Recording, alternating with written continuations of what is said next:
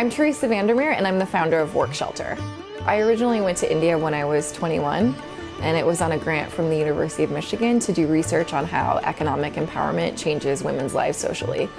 And so I think that we all have a pretty good sense of that. Like, when a woman starts earning an income, it completely transforms her ability to care for her children, to care for herself, and it gives her like a status in the relationship in the family that she might not have had before. So I went to India and interviewed women who were working in the informal textile industry.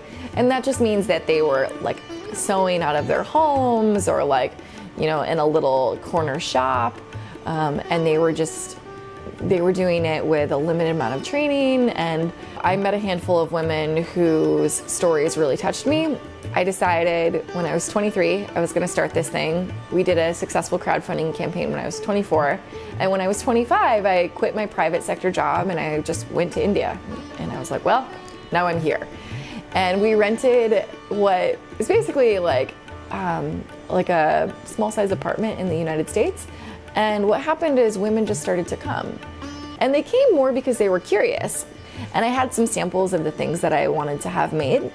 I remember Seema, who is still an employee to this day, she came over with chai and she started talking to me in Hindi about what we're doing there. She picked up this pair of hand warmers that we had made. And it was a sample that we were supposed to base our production on. And she also saw that there was a ball of yarn and knitting needles. And she just got curious, like maybe she can make this. So she just started doing it. And it was really exciting because I saw like very quickly that we were making a positive impact. One of the other women who joined us in the early days was a young woman who was making bangles, and her 12-year-old sister were working. And I was like, okay, family, here's the deal. Like, we're gonna give the older one a job and she's gonna make 5 times more than what she's making now, but you need to get the little one into school. And the family agreed.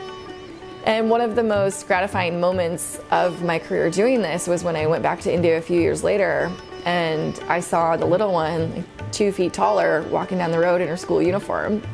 Like, I don't even know if she remembers that incident, but I know that this work specifically got her into a position where she'll have a better education, she'll have more control over her life, she'll probably get married later, she'll probably have kids later.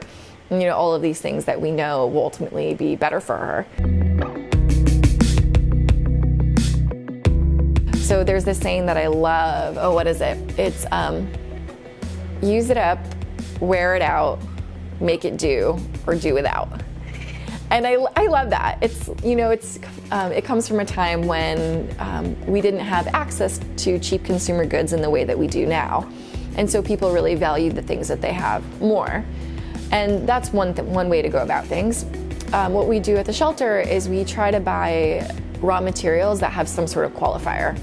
And to me, a qualifier is that it has some high labor standard, like an actual stamp that says there was this labor standard that was respected and followed here.